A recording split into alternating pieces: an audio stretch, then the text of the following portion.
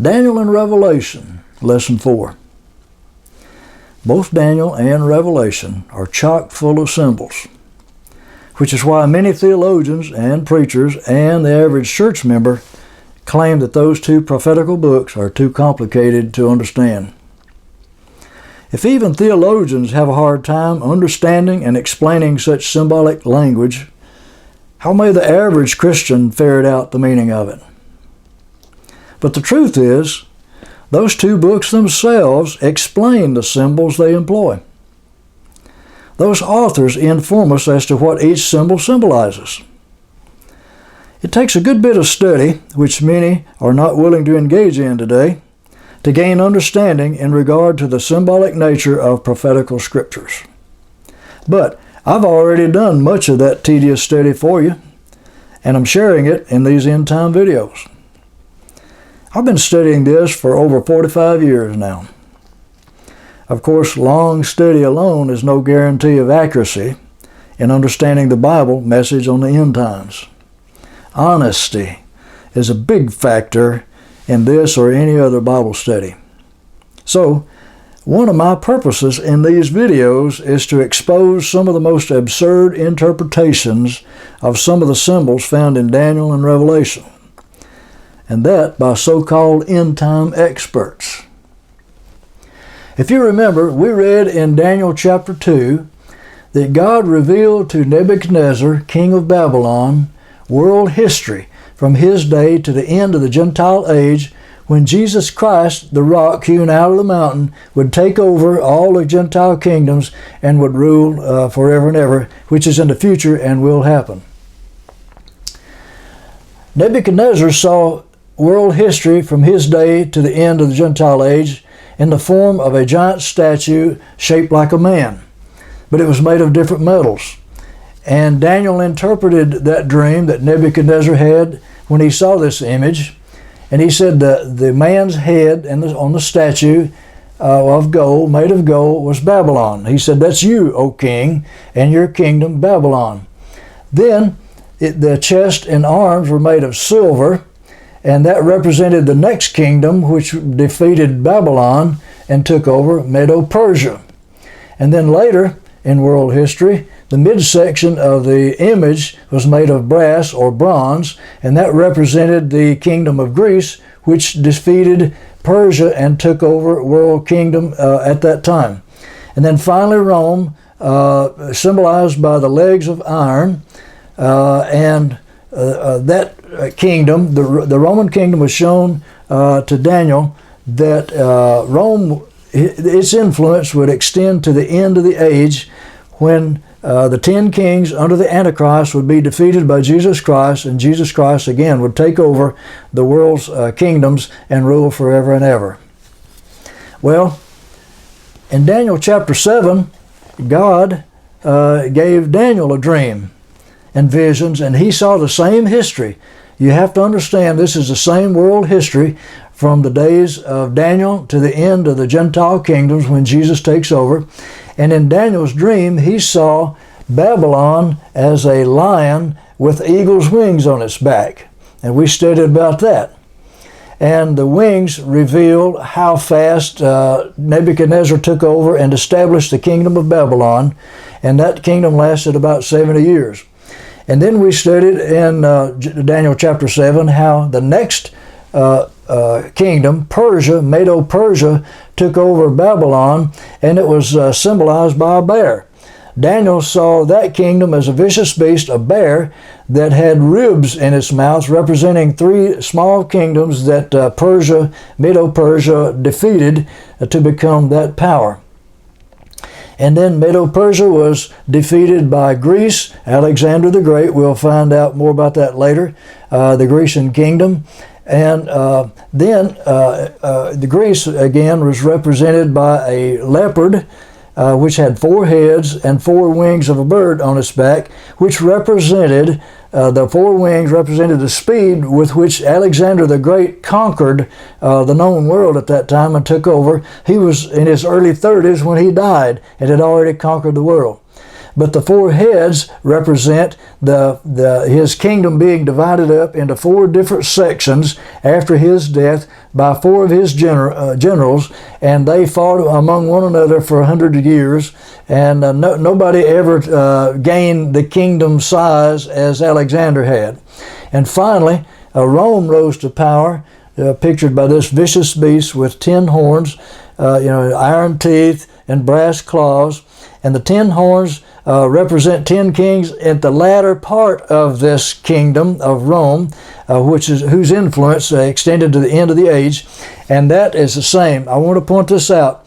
The 10 horns on the vicious beast that Daniel saw are the same as the 10 toes on the feet of this metal image that Nebuchadnezzar saw. Well, this will come up again and again, but I want to make that clear. The 10 toes on the metal image represent the same thing as the 10 horns on the Roman beast that Daniel saw. And this comes out in the book of Daniel and Revelation, and we'll talk more about it as we go along. We found in Daniel chapter 2 that God revealed to Nebuchadnezzar, king of Babylon, world history from his day to the end of the present evil age in the form of a giant image made of different metals, with each different metal symbolizing one of the different kingdoms that would rule the world from Babylon on to the end of the age when Jesus takes over with a kingdom that will rule forever and ever. Then in Daniel chapter 7, we found that God revealed to Daniel the same history, the same world history, same kingdoms from Daniel's day to the end of this present evil age, but rather in the form of vicious beasts, 4 of them, with each different kingdom symbolized by a different beast. But the 4th beast got Daniel's special attention. So we read in Daniel 7, 19 through 28, I wanted to know the truth of the 4th beast, which was diverse from all the others, exceeding dreadful, whose teeth were iron and its nails brass. Now insert this. It is possible, I say, that the 4th beast, which Daniel saw in his visions, was more like a robot than a flesh and blood animal. Daniel had a hard time describing it. However, that too is speculation, and you can do with that what you want. Again, whose teeth were iron and its nails brass, which devoured, broke in pieces, and stamped all the residue with his feet. And about those 10 horns which were on his head, and of the other horn which came up, and before whom 3 horns fell, even of that horn which had eyes and a mouth that spoke great things, whose visage was more stout than his fellow horns.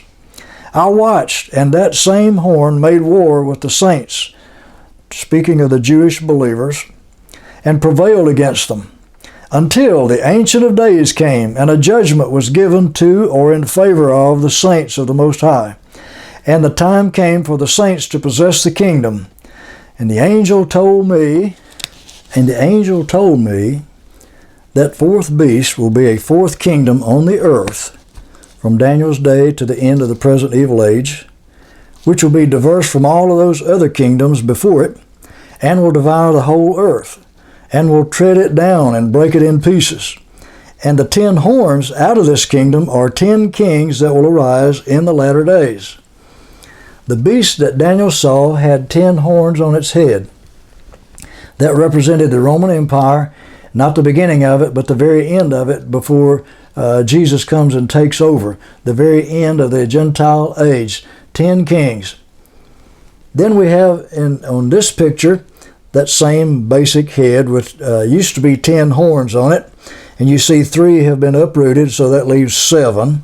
And then another one arises, which becomes actually the Antichrist. He has eyes like a man and a great mouth, speaking great things, and so forth. The 10 horns out of this kingdom are 10 kings that will arise in the latter days. And one more time, remember, the 10 horns on that beast, representing Rome, are the same as the 10 toes on the metal image, 2 feet, 5 toes on each foot, and the Roman Empire divided into east and western divisions. And at the very end of it, Daniel said, God showed him that 10 kings, 5 on each section, 5 of the east, 5 of the west, represented by the toes on each foot of that metal image. 10 kings total will rule in the Middle East, and the Antichrist will rise up, this extra horn that comes up, and he will defeat 3 of those militarily, and then the others will submit to him, and he will rule that kingdom until Jesus comes and sets up his kingdom. Then another king will arise after them, and he will be diverse from that first 10, and will subdue 3 of the 10 last days kings. And he will speak great words against the Most High, and will wear out the saints of the Most High, and endeavor to change times and laws. And they, speaking of the Israelites, will be given into his hand for a time, times, and half a time. 3.5 years we will find. However, God's judgment will sit, and they will take away the Antichrist's dominion, and they will consume and destroy it to the very end.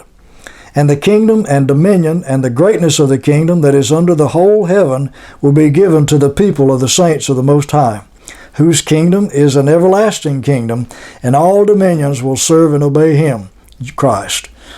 Now this is the end of the matter, Daniel said. And as for me, Daniel, my thoughts greatly troubled me, but I kept the matter in my heart.